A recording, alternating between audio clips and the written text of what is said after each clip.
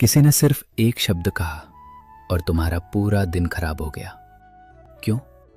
अगर तुम सच में वही हो जो लोग तुम्हारे बारे में कहते हैं, तो एक अपमान तुम्हें तोड़ कैसे देता है? राजा जनक ने भी यही पूछा था। हे अष्टावक्र, किसी के शब्द दिल में तीर की तरह क्यों चुभते हैं? सभा में सन्नाटा था। राजा जनक का चेहरा शांत था, लेकिन भीतर तूफान चल रहा था। उन्होंने धीमे स्वर में कहा, कल सभा में एक व्यक्ति ने मुझे अयोग्य राजा कहा। मैं पूरी रात सो नहीं पाया। उसका एक वाक्य मेरे मन में बार बार गूंजता रहा। मैं राजा होकर भी एक शब्द से इतना कमजोर क्यों हो गया? सभा में बैठे लोग जनक को देखने लगे, क्योंकि यह सवाल सिर्फ राजा का नहीं था, हर इंसान का था। अष्टावक्र मुस्कुराए। उन्होंने कहा, राजन, अपमान शब्दों में नहीं होता। अपमान उस झूठी तस्वीर में होता है जो तुमने अपने बारे में बना रखी है। जब कोई उस तस्वीर पर चोट करता है, तुम टूट जाते हो। राजा जनक चौंक गए। अष्टावक्र आगे बोले, अगर कोई आकाश को गाली दे, क्या आकाश टूट जाता है? नहीं, क्योंकि आकाश जानता है वो उन शब्दों से बड़ा है।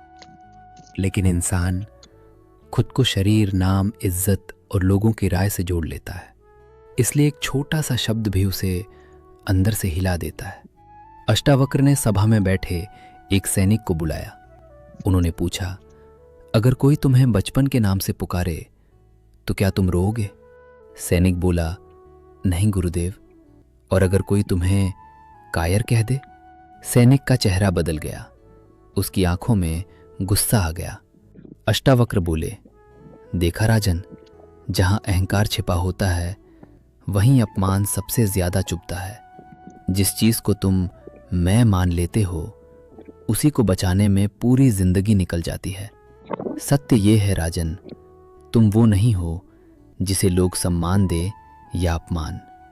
तुम वो भी नहीं हो जो आईने में दिखाई देता है। सभा में गहरा सन्नाटा छा गया। राजा जनक की आंखें नम थीं। उन्होंने धीरे से पूछा, तो क्या अपमान से कभी दुख नहीं होगा? अष्टावक्र बोले, दुख होगा राजन, जब तक तुम खुद को दूसरों की नजरों से देखते रहोगे। महल की सारी रोशनियां जल रही थीं, लेकिन राजा जनक के भीतर अंधेरा था। वो अकेले बैठे थे। चेहरे पर शांति थी, पर आंखों में दर्द छिपा था।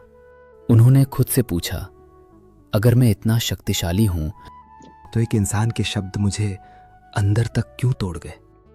क्यों किसी का अपमान दिल में जहर की तरह उतर जाता है? क्यों रात भर वही बातें दिमाग में घूमती रहती हैं?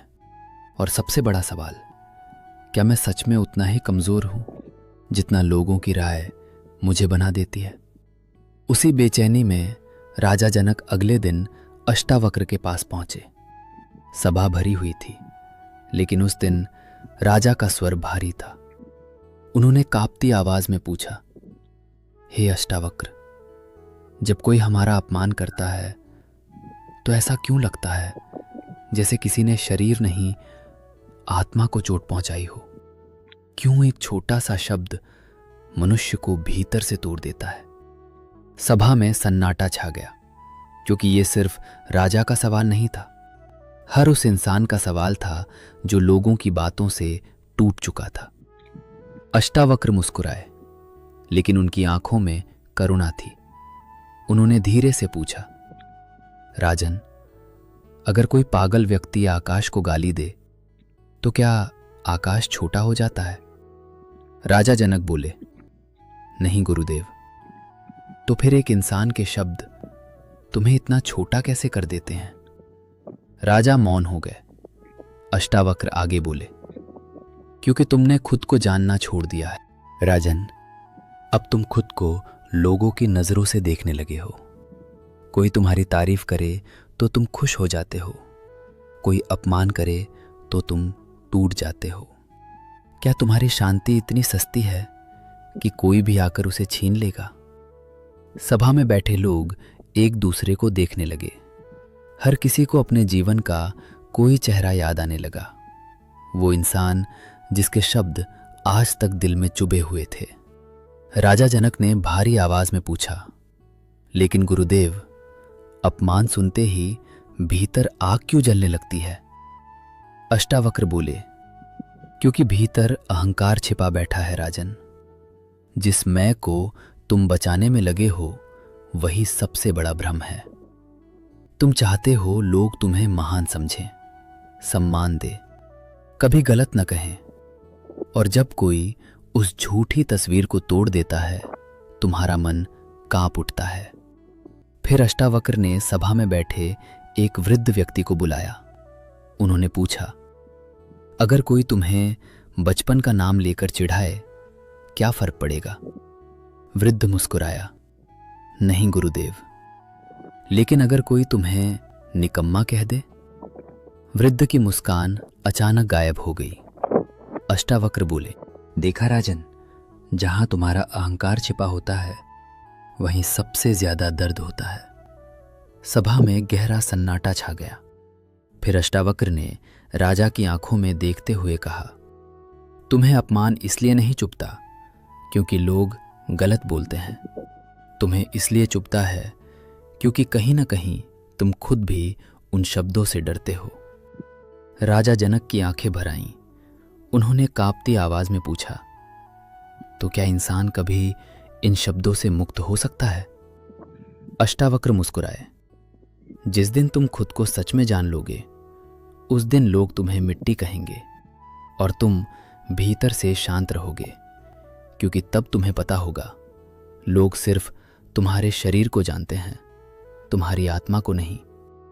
और जिसे अपनी आत्मा का ज्ञान हो जाए उसे दुनिया का कोई अपमान तोड़ नहीं सकता। फिर अष्टावक्र ने अंतिम बात कही, याद रखना राजन, जिस इंसान को हर बात चुभती है वो दुनिया से नहीं, अपने ही बनाए हुए झूठे मैं से लड़ रहा होता है। राजा जनक अब शांत नहीं रह पाए। उनकी आंखों से आंसू बहने लगे। उन्होंने धीमे स्वर में पूछा, गुरुदेव, अगर कोई अपना ही इंसान अपमान करे तब?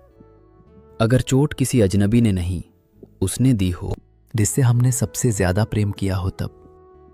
सभा का वातावरण अचानक भारी हो गया। कई लोगों की आंखें झुक गई, क्योंकि हर इंसान के जीवन में कोई न कोई ऐसा शब्द होता है जो आज भी भीतर जिंदा रहता है।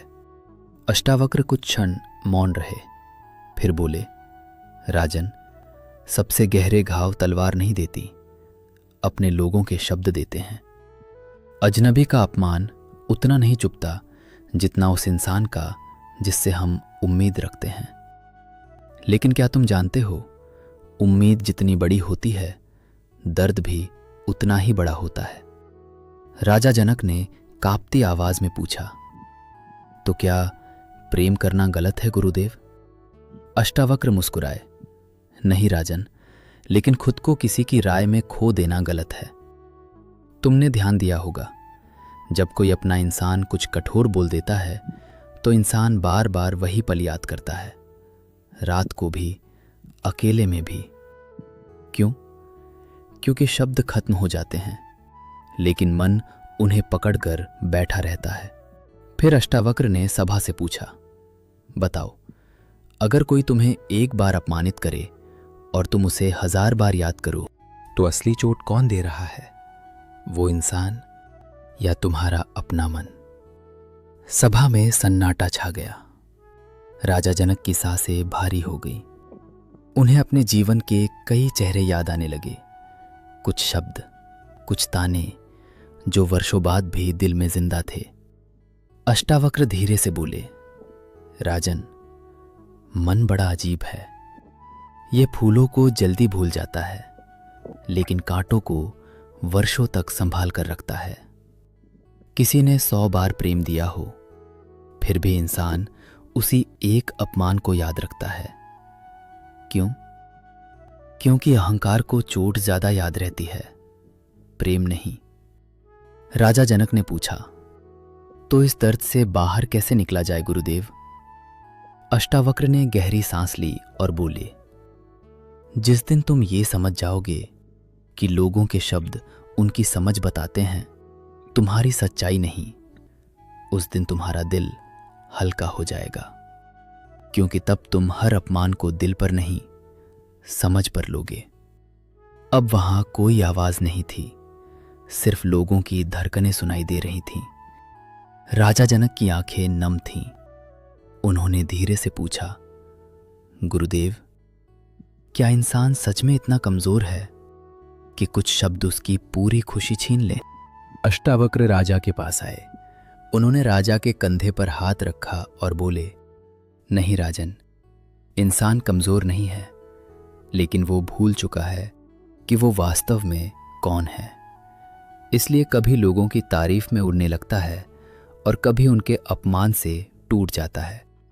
फिर अष्टावक्र ने सभा में बैठे लोगों की ओर देखा। उन्होंने पूछा, अगर पूरी दुनिया तुम्हें गलत कह दे, लेकिन तुम्हारा मन जानता हो कि तुम सच्चे हो, तो क्या सच बदल जाएगा? सभा में बैठे लोग मौन थे। अष्टावक्र बोले, नहीं, सच कभी लोगों की राय से नहीं बदलता, लेकिन इंसान पूरी जिंदगी दूसरों की नजरों में अच्छा बनने में लगा रहता है और इसी कोशिश में धीरे धीरे खुद से दूर हो जाता है। राजा जनक की आंखों से आंसू गिर पड़े। उन्होंने कांपती आवाज में कहा, गुरुदेव, मैंने पूरी जिंदगी राज्य संभाला, लोगों को संभाला, लेकिन अपने मन को कभी नहीं समझ पाया।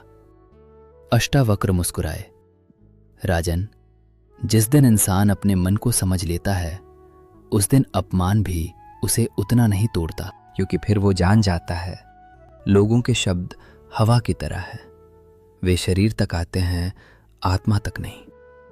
फिर अष्टावक्र ने अंतिम बार पूछा, सोचो राजन, जिस इंसान ने तुम्हें अपमानित किया था, क्या वो आज भी तुम्हारे साथ है? राजा ने धीरे से कहा, नहीं गुरुदेव। फिर उसके शब्द आज तक तुम्हारे भीतर क्यों जिंदा है? सभा में बैठे कई लोगों की आंखें भर आईं, क्योंकि उस क्षण हर किसी को अपने जीवन का कोई पुराना घाव याद आ गया था। अष्टावक्र ने शांत स्वर में कहा, कुछ लोग हमारे जीवन से चले जाते हैं, लेकिन उनके शब्द नहीं जाते। और सबसे बड़ा दुख ये नहीं कि किसी ने हमें चोट दी, सबसे बड़ा दुख ये है कि हम वर्षों तक उसी चोट को पकड़कर जीते रहते हैं। फिर उन्होंने आकाश की ओर देखा और बोले, जिस दिन तुम खुद को पहचान लोगे, उस दिन कोई तुम्हें अपमानित नहीं कर पाएगा, क्योंकि तब तुम्हारी कीमत लोगों के शब्द तय नहीं करेंगे।